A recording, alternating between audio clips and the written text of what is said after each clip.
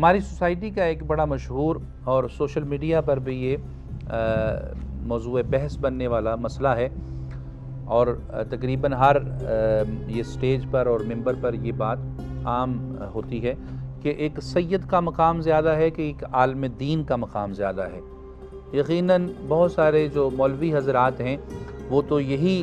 بیان کرتے ہیں کہ جی ٹھیک ہے، سادات کا مقام اپنی جگہ، لیکن ایک عالم دین کا مقام بہت زیادہ ہے۔ تاریخ بغداد سے ایک روایت بیان کرتا چلوں۔ بغداد کے ایک بہت بڑے اور بڑے نیک بادشاہ گزرے ہیں، شاہ منصور۔ آپ اہل بیت علیہم السلام کا بڑا ادب کرنے والے تھے، یعنی کہ پتہ چلتا تھا کہ یہ سادات فاطمہ سے فرد ہے تو اس کا بڑا ادب کرتے، بلکہ کہ اس کی جو عام لوگوں کے ساتھ ملنے کی جگہ تھی، جس جگہ پر وہ نشست لگاتا تھا، اس جگہ پر اس نے سادات کرام کے لیے علیحدہ نشستیں قائم کی ہوئی تھیں، یعنی کہ علیحدہ مسندیں لگائی ہوتی تھیں، اور عام لوگوں کے لیے علیحدہ مسند لگائی ہوتی تھی، اور علماء کرام کے لیے ایک جگہ پر اس نے علیحدہ مقام رکھا ہوتا تھا۔ گو یعنی کہ مقصد یہ کہ جو سادات کا اس نے مسندیں سجائی ہوتی تھی وہ بڑی بلند کر کے رکھی ہوتی تھی۔ ایک وقت ایسا آیا کہ بغداد میں ایک مفتی آیا، بڑا عجیب ذہنیت کا مالک تھا۔ اس نے آتے ہی کلیم کیا بادشاہ منصور سے کہ یہ کیا طریقہ کار ہے کہ آپ جو ایک عالم دین اور پڑھا لکھا بندہ ہے، ایک مفتی اور محدث ہے، اسے نیچلی والی جگہ پہ بٹھاتے ہیں،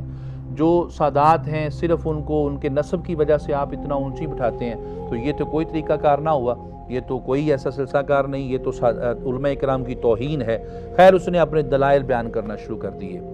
پوری مجلس خاموش ہو کے سن رہی ہے اور وہ مفتی اپنے دلائل بیان کر رہا ہے۔ اب ساری جب گفت و شنید ہو گئی، شاہ منصور جو تھے وہ خاموش رہے، کوئی جواب نہ دے سکے۔ آپ نے سادات سے کوئی کہا، سادات میں سے بھی کسی نے جواب نہ دیا۔ اب شاہ منصور مجبور ہو کے اس نے کہا کہ میں پھر آپ سے عرض کرتا ہوں، چونکہ مفتی نے یا عالم دین نے جو گفتگو کی ہے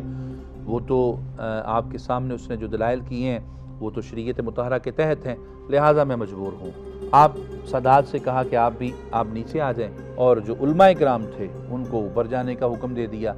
اب یہ ابھی مناظر چلنے تھے، یہ مناظر ہونے تھے، اسی دوران پوری ایک مجلس میں سے ایک درویش اٹھے جو بزرگ تھے لیکن اہل بیت علیہم السلام کی بڑی محبت رکھنے والے تھے۔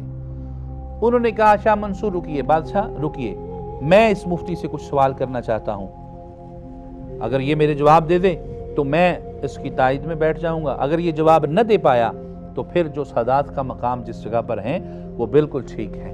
شاہ منصور بڑا خوش ہوا، اس نے کہا درویش آپ آگے آئیں۔ درویش مجلس سے اٹھا، سامنے آیا، اس نے مفتی سے سوال کیا کہ اے وقت کے عالم دین، مجھے یہ بتائیے، میں آپ کو ایک نسبی، ایک حسبی، ایک خوبصورت لڑکا دیتا ہوں جو سادات فاطمی نہ ہوگا، یعنی کہ سید نہ ہوگا، آل رسول نہ ہوگا،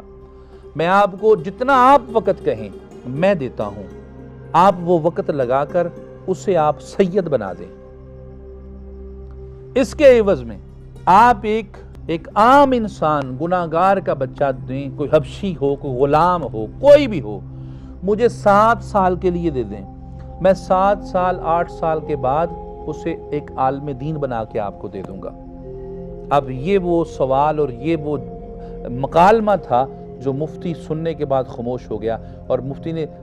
جب اس نے کہا نا کہ یہ سید میں آپ کو ایک عام انسان دیتا ہوں اسے سید دے دیں، تو مفتی نے جواب دیا کہ یہ کیسے ممکن ہے، سید تو وہی ہو سکتا ہے جو اولاد رسول سے ہوگا، جہاں حسن اور حسین علیہ السلام سے ہوگا، عام تو کسی کو سید ہم بنا نہیں سکتے۔ لیکن اس نے کہا پھر دوسری بات، آپ مجھے دیں،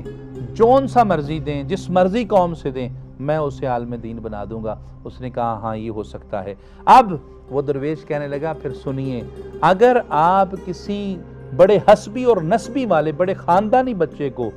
لاکھوں سالوں کے بعد بھی سید نہیں بنا سکتے، اور میں 6 8 10 سال کے بعد ایک عام فرد کو عالم دین بنا سکتا ہوں، تو پھر کس طرح ایک سید جو ہے ایک عام امتی عالم دین کے برابر ہو سکتا ہے۔ شاہ منصور نے جب یہ مکالمہ سنا تو بڑا خوش ہوا، اور پھر اس مفتی کو کہا کہ خاموش ہو جا۔ پھر وہ مقام، وہ مسندیں جو لگتی تھی پھر اسی طرح لگتی رہیں۔ تو اس لیے آج کے دور میں بھی بہت سارے لوگوں کے پیٹ میں درد اٹھتا ہے کہ ہم 10 سال پڑھیں، ہم حدیث پڑھیں، ہم تخصص پڑھیں، ہم یہ پڑھیں وہ پڑھیں، اور پھر ایک عام سید کو اٹھا کے ہمارے سروں پہ بٹھایا جاتا ہے۔ تو قبلہ بات یہ ہے کہ سید کا شرف ہونا اور مقام سیادت جو ہے یہ کسی مدرسے سے، کسی یونیورسٹی سے، کسی اور جگہ سے نہیں ملتی، یہ اللہ کے فضل اور رسول اللہ کی نگاہ سے ملتی ہے۔ باقی رہی بات آپ کا علم، تو آپ کا علم آپ جس مرضی ملک میں جائیں، جس مرضی مدرسہ میں جائیں، آپ کا علم تو ہر جگہ پہ مل جاتا ہے۔